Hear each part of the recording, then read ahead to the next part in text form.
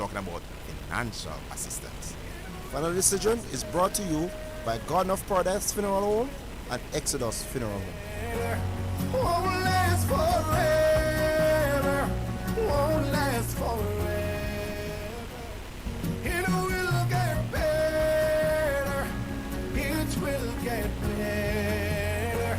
Won't last forever.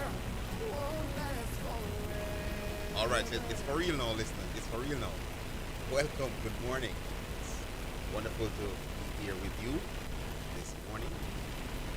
It's the program Final Decision, your mid-morning information program. I am Mark Nathan from the Garden of Paradise Funeral Home, and I am Errol Green from Exodus Funeral Home.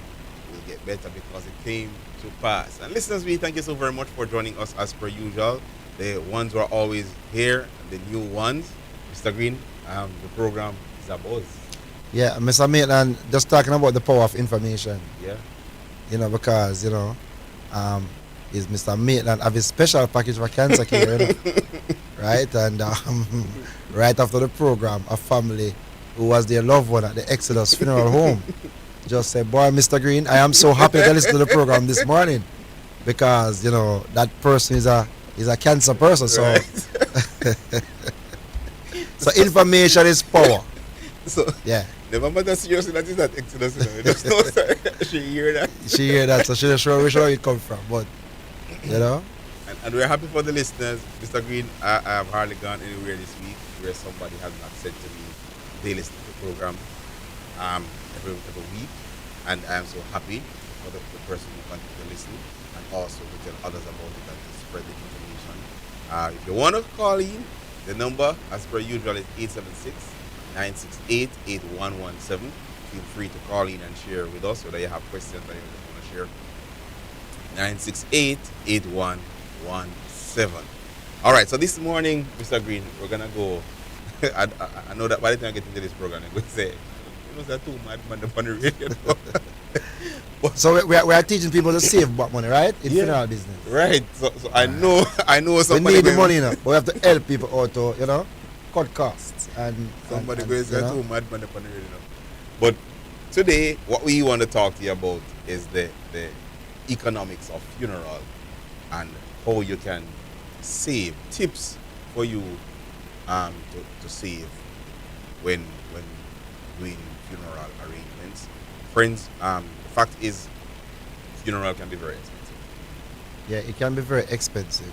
And it also can be very affordable. It can be, Mr. Green, what I find is that persons normally tend to think that when you charge a particular amount for a funeral package, that money goes into the funeral arrangements package. And they have no idea About our expenses. They have no idea about some of the real expenses. I'm telling you, surrounding. Mr. Maitland, I am telling you.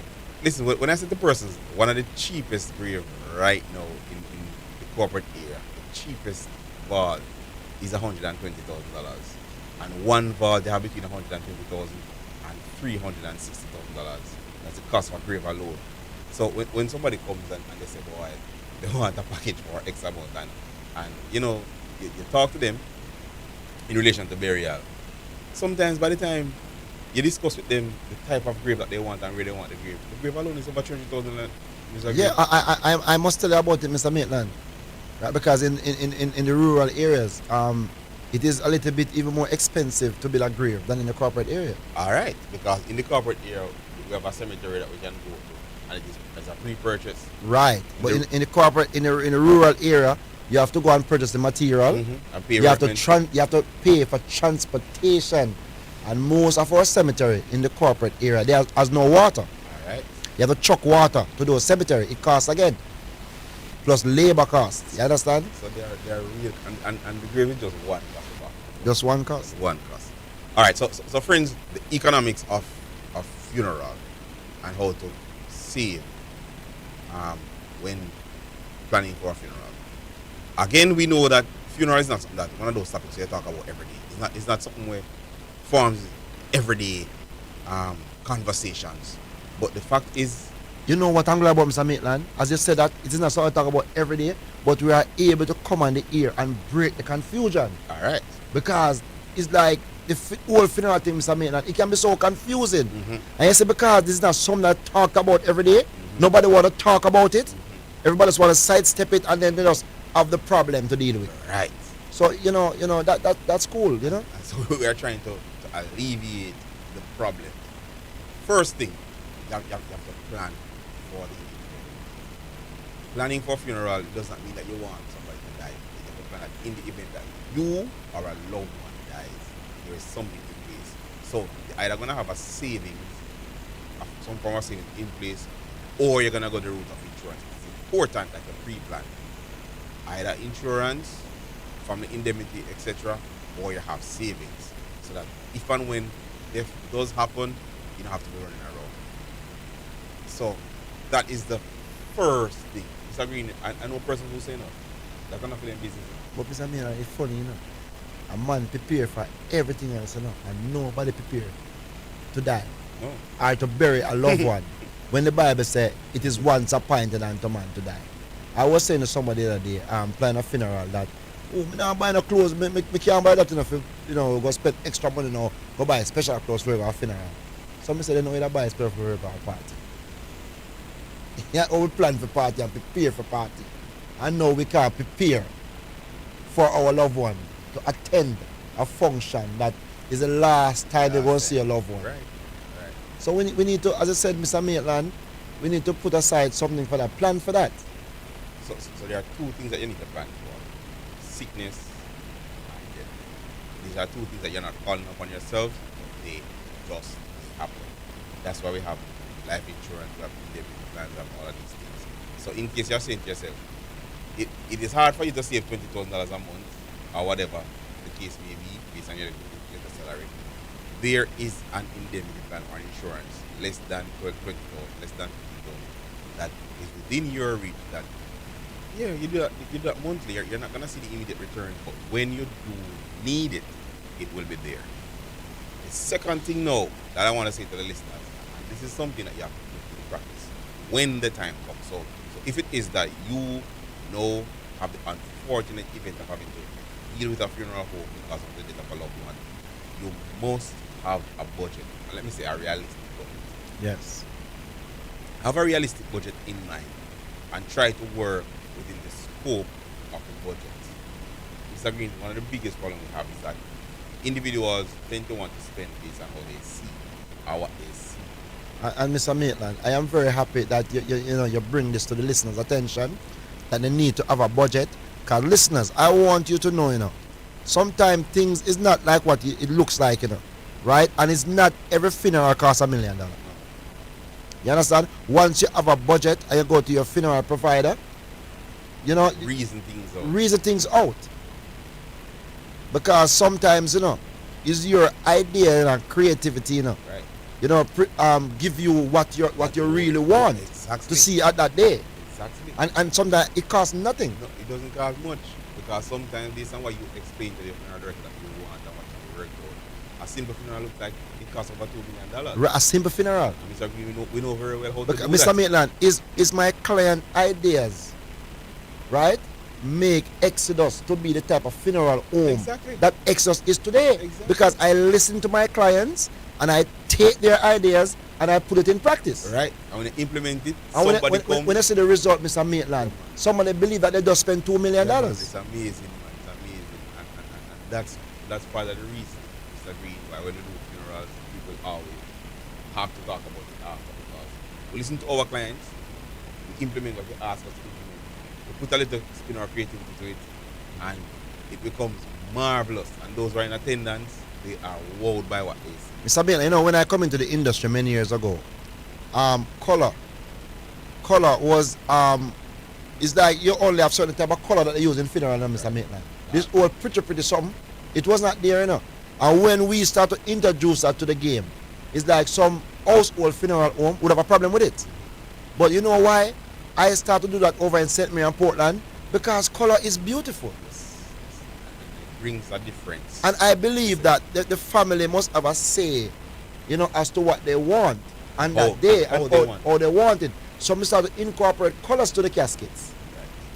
So the budget, Mr. Maitland, is very important important because when you do not have a budget and plan for a funeral, you will confuse the family.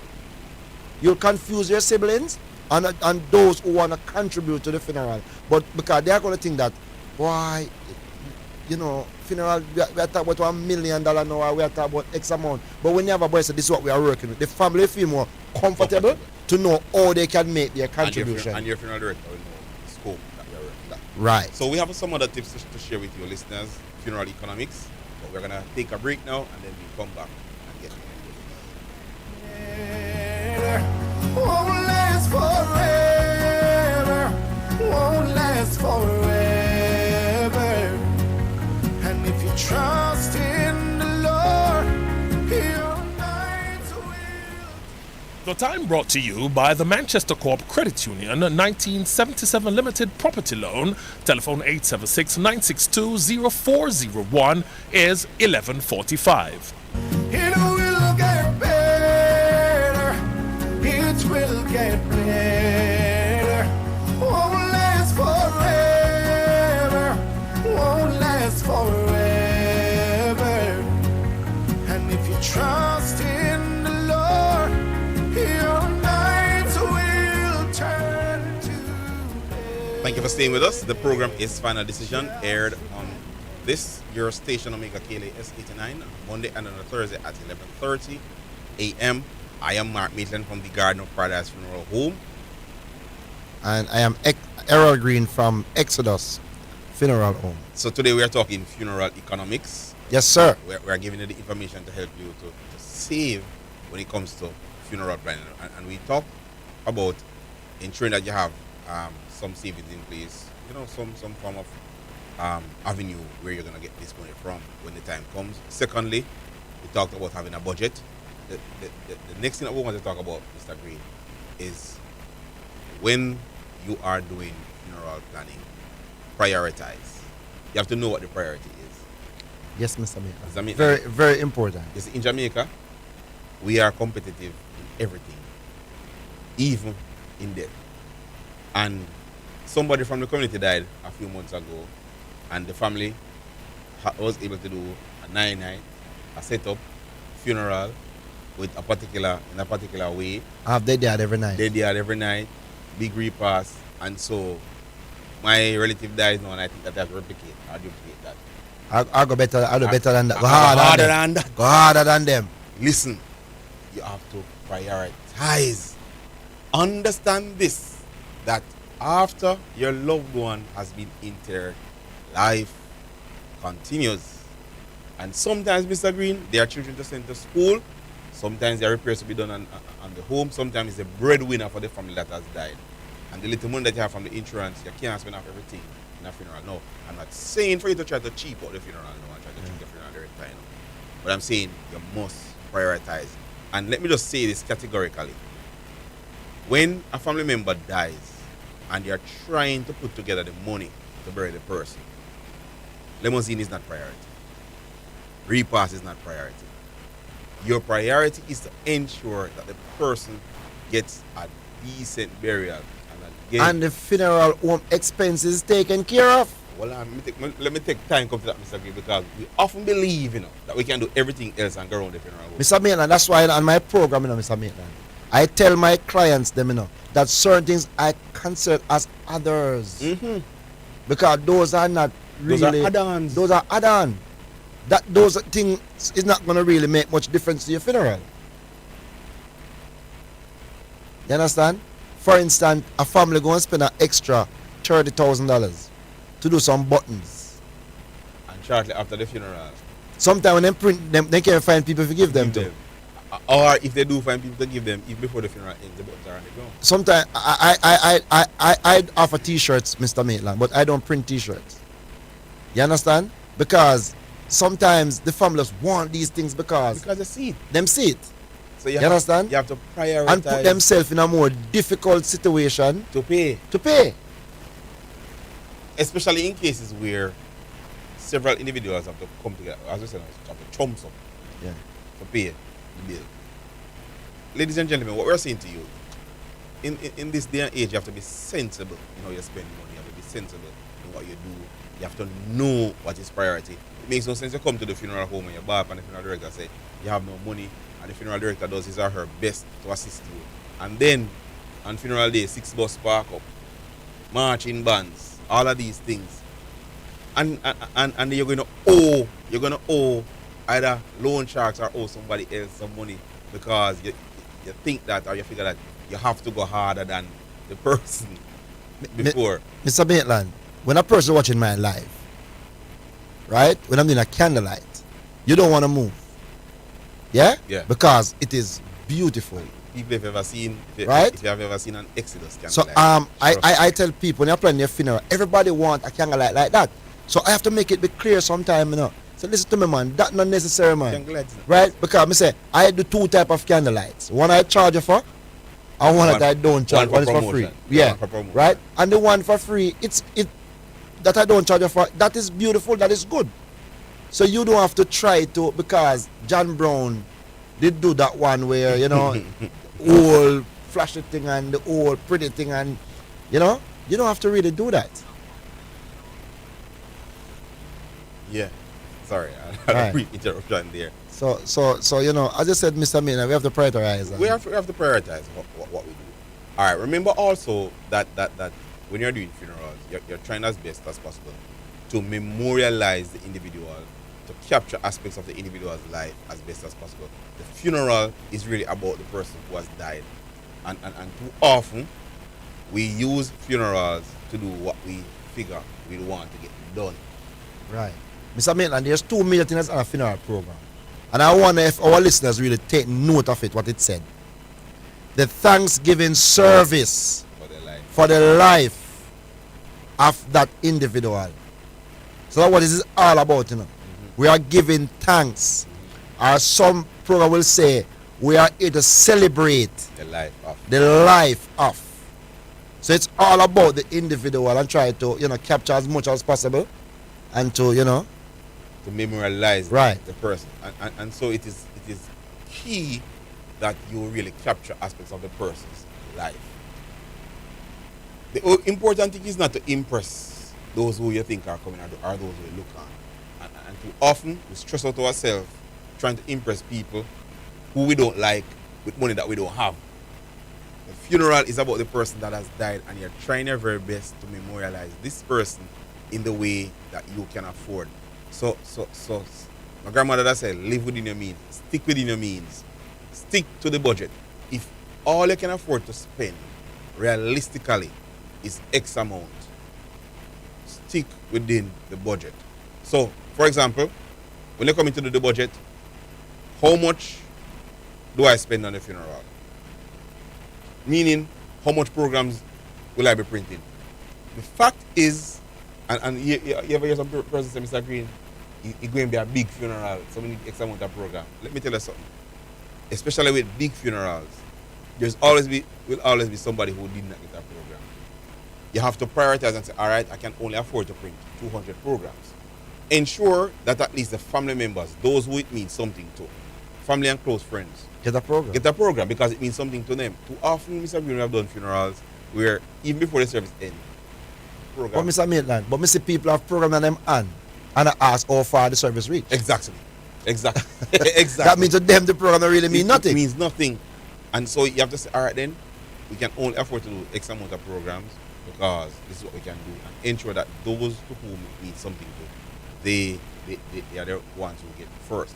Again, I know most of us after a funeral want to have a repast. So in your head plan, how many persons will I be catering for? And if I can only cater for 100 persons, 2 meter or whatever, that's what I'm gonna do. At the repast, there'll always be somebody who don't get no food, and there'll always be somebody who get the food and criticize the food same way. And there always be someone who take 3 food. Who take 3 food. So you have to prioritize, you have to budget, stick within the budget and say, listen, all right, we can only, based on the package, we can only afford this package.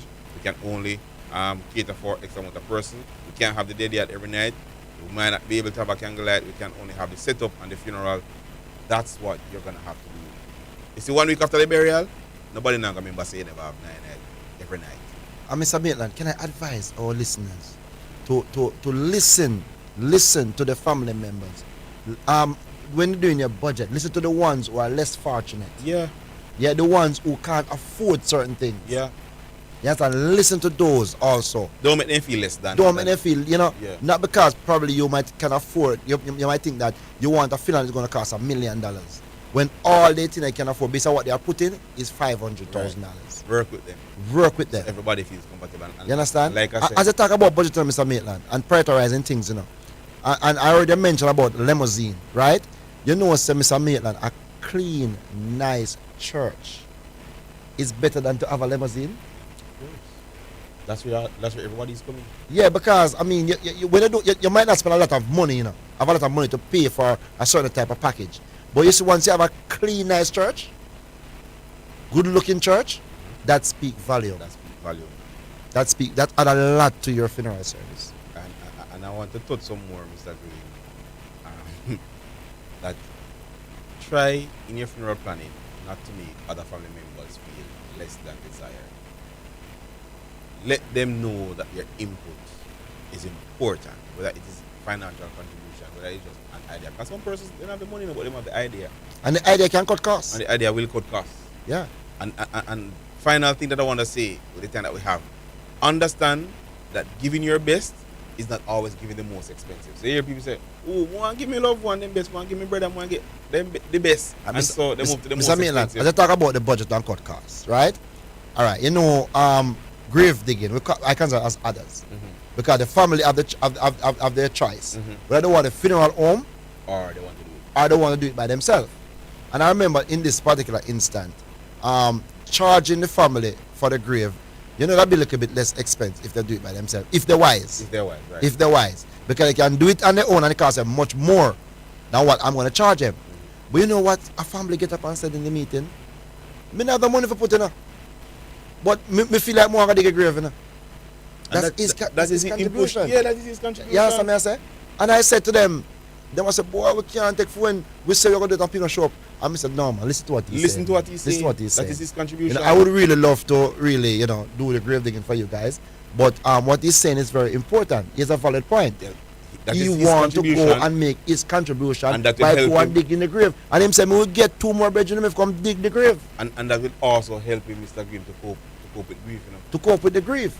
because he was able to contribute in this way. Yes, you know, so boy, me dig John Brown grave, Yeah. I feel good about it, and I couldn't help to put a dollar, but at least. So the labor. sometimes giving your best is really giving of your efforts. So you might not have the money, but when all you come together and say, all right, we're going to get some friends together, come together, we might only cannot just afford to provide lunch, and everybody come and we dig the grave, or we come together as a family and say, all right, we're going to do the church decoration or whatever it is. That is giving your best, and at the end of the day, you feel satisfied that you have done all within your power to give your loved ones a good send-off, as we say in Jamaica, or a good memorial service. So, having the money to spend is not always you giving off your best. It's just you being able to afford to do some things. And we understand, and I don't know about you, Mr. Green, but I love this part too. We understand that some spending is guilt spending. So, Right. in the person's life, you never really to contribute much, but that debt. Yeah, you want to do your best. Yeah, those are the spenders I love. Yeah. But the fact is, friends, the fact is you can do enough, right, to ensure and when you have the conversation with other family members, you have an understanding funeral director who will take the time to talk with you and walk you through things. You recognize that yes, funeral is expensive, but there are ways to cut the expenses. Not everything you see in a service that you have attended is the same thing that you will. It's simple as that. You have to tailor things based on what best memorializes your loved one. And in planning a funeral, listeners, as I said, your input at Exodus and at Garden of Paradise. I can speak for Garden of Paradise and I can speak for Exodus. We will listen to you. Yeah. Right? I will take your suggestion. Yes, and you can make your contribution and let your funeral be what you desire it to be like. So it's almost So as don't if don't you did it believe like yourself. say you don't have a say in it. It's when you go to the funeral home and it's what they say goes. No, it's not like that. Not what- I don't know. At Exodus and Gun of Paradise, it's not like that. We want to hear from you. We want your opinion. We want to work with your ideas and make sure that we serve you well. And as we say, it should be as if you did it yourself. Mr. Green, in the minute that we have to wrap up, what is your word to the listeners?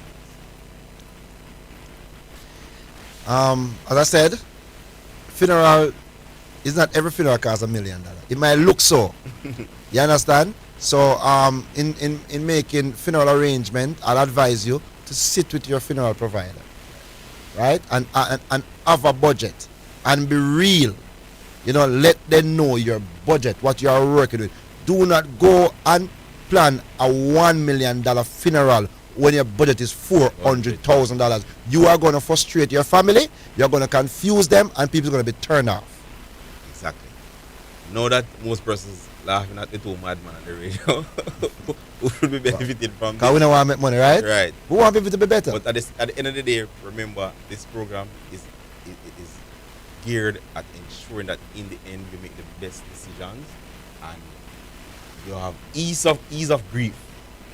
And when you come to navigate through the whole matter of planning and executing a funeral, it is as easy as can be. This has been another program, Final Decision. We thank you so very much for being here with us.